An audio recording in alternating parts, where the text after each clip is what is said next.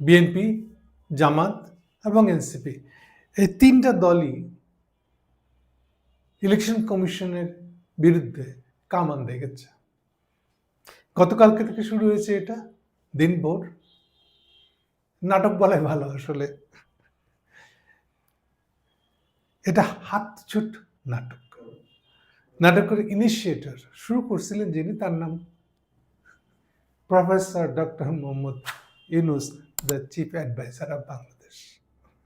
কিন্তু এখন এটা হাতছুট ঘটনা। ঘটনা নিজেই নিজের রাস্তা নিয়েছে।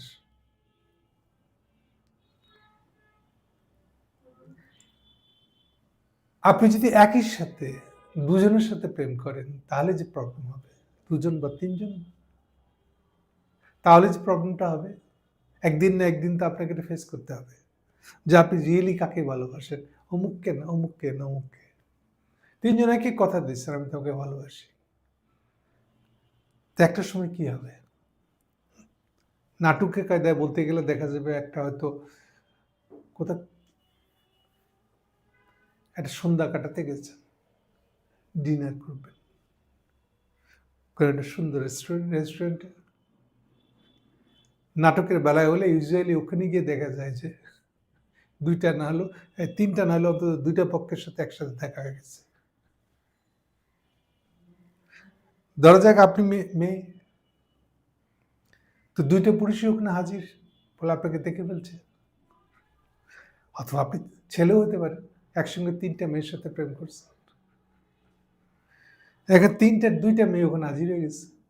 এখন তারা দেখতেছে যে আপনি আরেকজনের সাথে ডিনার করতেছেন ওখানে। তুমি তো আমাকে বললো না। উনি কে? না না, এটা তো গ্রহণ করা যায় না, ইত্যাদি ইত্যাদি। নাটকের বেলায় যেটা হয় অলমোস্ট এটা সেরকম হয়ে গেছে আজকে না, গত কয়েকদিন ধরে। তাই এটা নিয়ে একটা শিরোনাম করেছে। ওকে, সেই জন্য এই বিষয়টাকে কেন্দ্র করে আমাদের সমকাল পত্রিকা একটা নিউজ করেছে আজকে। সমকালের হেডলাইনটা হলো, সব দলের তোপের মুখে ইসি প্রশাসন। আগেই বলেছি আপনাদেরকে যে এটার উদ্গাতা, এই জটিলতা তৈরি করা, সবকিছুকে লন্ডভন্ড করে ফেলা, খুব বুদ্ধিমান মনে করে যে সবার সাথে আমি এভাবে ডিল করতে পারবো, সেটা ওই ব্যক্তিটা আর কি, যে একাধিক মানুষের সাথে প্রেম করেছে, ওই ব্যক্তিটা যে একাধিক দলকে বলেছে তোমাকে ক্ষমতায় জিতে আনবো, সেই ব্যক্তিটা এরকম বিপদে একদিন একদিন তো পড়বেই। এবং ঠিক তাই হচ্ছে।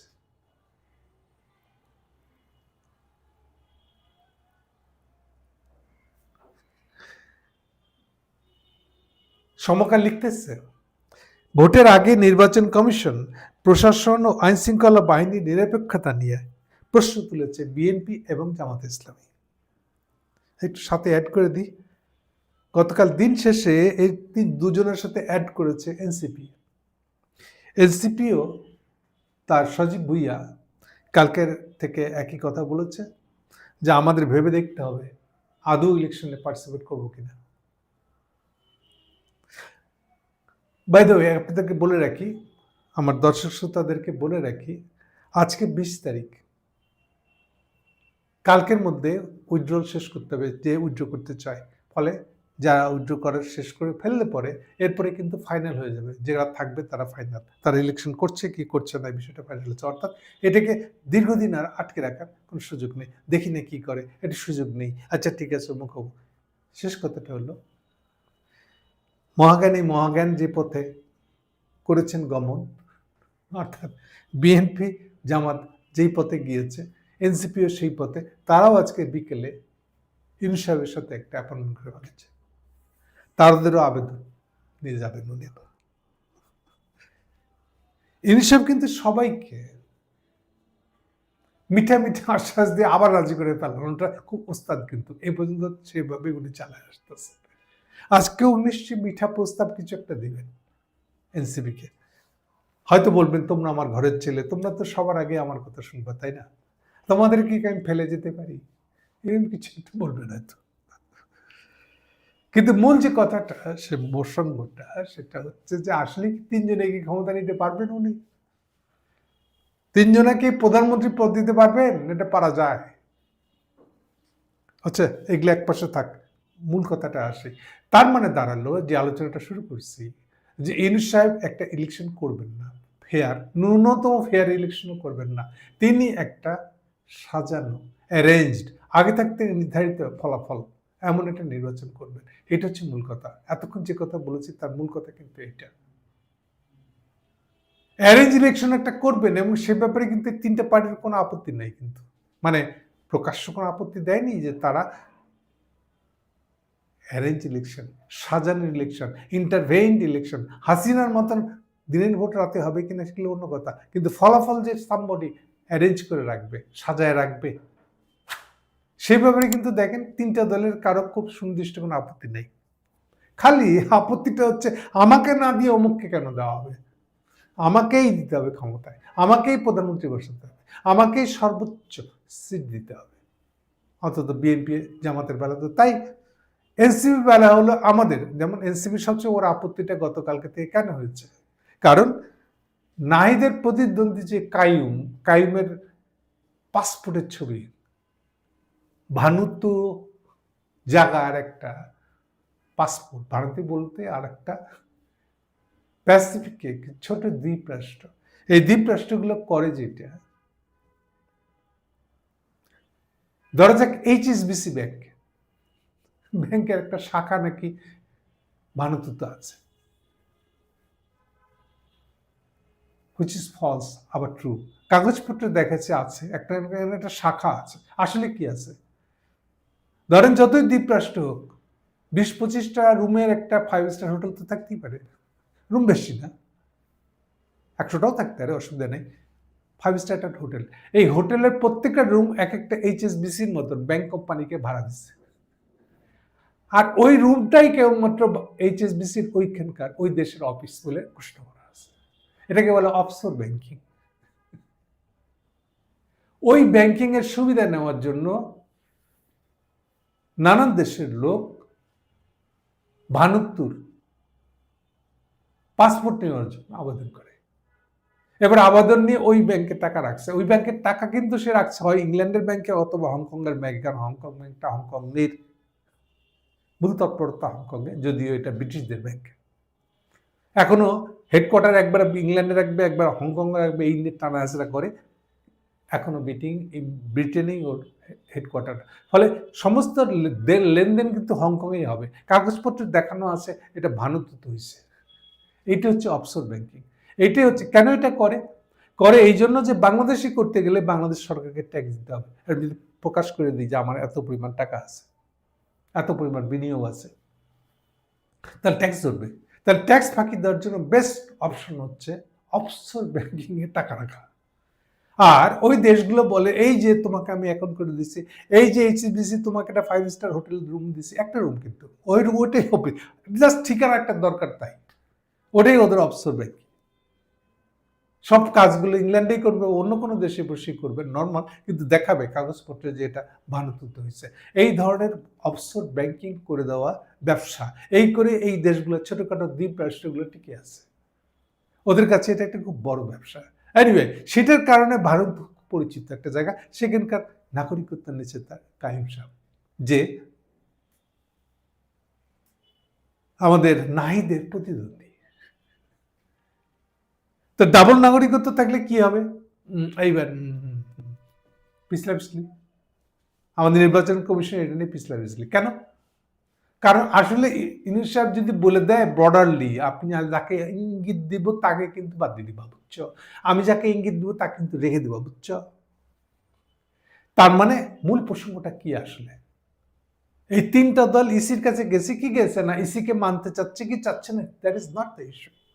ইস্যুটা হচ্ছে যে ইউনূস সাহেব ইলেকশন ম্যানিপুলেট করবে, হস্তক্ষেপ করবে, একটা সাজানো ইলেকশন বানাবে, দ্যাট ইজ ফাইনাল।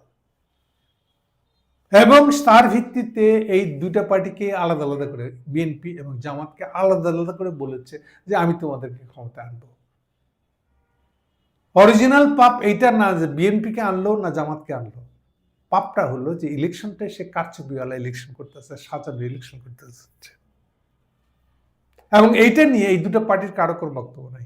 এটা হচ্ছে সবচেয়ে ডিজাস্টারাস, সবচেয়ে অধঃপতিত একটা কাণ্ড কারখানা। যদি ইউনূস সাহেব আপনি এই কাজই করবেন, তাহলে হাসিনা দোষ করেছিল কি? হাসিনার অপরাধ কি? যে হাসিনা বলে বেড়ায় আমার অপরাধ কি? ব্যাপারটা তো তাই হচ্ছে আসলে। আর আপনারাই পলিটিক্যাল পার্টিগুলো এই কাজে রাজি হচ্ছে, খালি কামনা কামনি করতেছেন যে আমাকে না দিয়ে বিএনপি কেমন দিল, অথবা জামাতকে না দিয়ে বিএনপিকে কেন দেওয়া হচ্ছে, অথবা বিএনপিকে না দিয়ে জামাতকে কেন দেওয়া হচ্ছে, এগুলা আর এগুলা আমরা দাঁড়া দাঁড়া দেখবো। ভালো, চালাই যান। এনিওয়ে, সকাল থেকে এটাই চলতেছে আজকে, গতকালকে থেকে আজকে থেকে, কিন্তু আজকের তামসাটা আর একটু জমজমাট। আজকে আবার পোল্ট্রি মারছে মির্জা ফখরুল। আজকে বোধহয় জিয়া রহমানের জন্মবার্ষিকী বা মৃত্যুবার্ষিকী, কিছু একটা বার্ষিকী অনুষ্ঠানে গেছে সে মাজারে গিয়ে ওখানে বক্তব্য দিচ্ছে নো, ওনার ফুল কনফিডেন্স আছে এই ইলেকশন কমিশনের উপরে, তারা একদম ফেয়ার ইলেকশনটা করতেই পারবে, তিনি কোনো অনাস্থায় নাই, এই ইলেকশন কমিশন পারবে। কেন? সালাউদ্দিন গেছিল আবার ইউনূস সাহেবের কাছে, সালাউদ্দিন সাহেবকে টিপে দিচ্ছে ইউনূস সাহেব, আবার হুমকি দিচ্ছে তোমরা কিন্তু বাইরে বেরিয়ে যদি ইলেকশন কমিশনের বিরুদ্ধে এরকম কামান দাগো, তাহলে কিন্তু আমি তোমাদেরকে বাদ দিয়ে দেবো। এরকম তামসার কথাটা কি জানেন? সকালে মির্জা ফখরুল এই মাজারে গিয়ে এই কথা বলছে, আর এখনো কিন্তু এখনো সকাল থেকে এখনো ছাত্র দল ইলেকশন কমিশনের সামনে ঘেরাও দিয়ে বসে আছে। তাহলে কি হইল? মির্জা ফখরুলের কথা আর ছাত্রদল তাহলে ওখানে থাকে কেন? এতই যদি আস্থাভাজন তারা, এতই যদি আস্থা পান এই ইলেকশন কমিশনের উপরে, নাসির সাহেবের উপর, এনগংদের উপরে, তাহলে আপনার ছাত্রদল ওখানে কেন? এবার বোঝা যাচ্ছে কোনো কথার সাথে কোনো কাজের মিল নেই। সবাই বসে আছে দাদা আমাকে দিয়ে যান, আমাকে ক্ষমতায় বসান, আমাকে প্রধানমন্ত্রী করেন, এগুলা। আর এই তামসা আমরা বসে বসে দেখতেছি। ইউনূস সাহেব কয়দিন চালাতে পারবে এটা? এই নখরা দিয়ে উনি একটা ইলেকশন করতে পারবেন? আমার শ্রোতাদেরকে বলছি, আপনারাও কি আস্থা রাখছেন? ভেবে দেখেন। কেউ তো কারো চেয়ে কম বুঝে না, নিশ্চয়ই আপনারা বুঝবেন কি হতে যাচ্ছে। আলটিমেটলি এটা কি ইলেকশন পর্যন্ত যাইতে পারবে, নাকি এর আগেই মুখ থুবে পড়বে সবাই মিলে? Wait and see. একটা বিএনপির প্যালপিটিশন বুঝেন তো নিশ্চয়ই, মানে এটা করি না এটা করি, এইগুলো প্যালপিটেশন। তারেক জিয়ার একটা ভাষ্য ছাপছে সমকাল, তারা বলতেছে, তারেক রহমান অভিযোগ করেছেন গতকালকে, কিন্তু এটা বলতে যদিও কষ্ট হচ্ছে, তবে আমরা দেখেছি নির্বাচন কমিশন সাম্প্রতিক কিছু বিতর্কিত অবস্থান নিয়েছে। তারপরেও একটা রাজনৈতিক দল হিসেবে আমরা ধৈর্যের পরিচয় দিতে চাই, কারণ পরশু দিন আমি ইউনূস মিয়া আপনার সাথে আমি দেখা করে যাচ্ছি না, আপনি আমার কমেন্ট করছেন না প্রধানমন্ত্রী বানাবেন, তবে আমি কিন্তু একটু ওয়ার্নিং দিতেছি আপনাকে, হ্যাঁ, এটা আমাদের দিকটা দেখবেন, কিন্তু আপনি কমেন্ট করছেন, বোঝার সুযোগ। Thank you.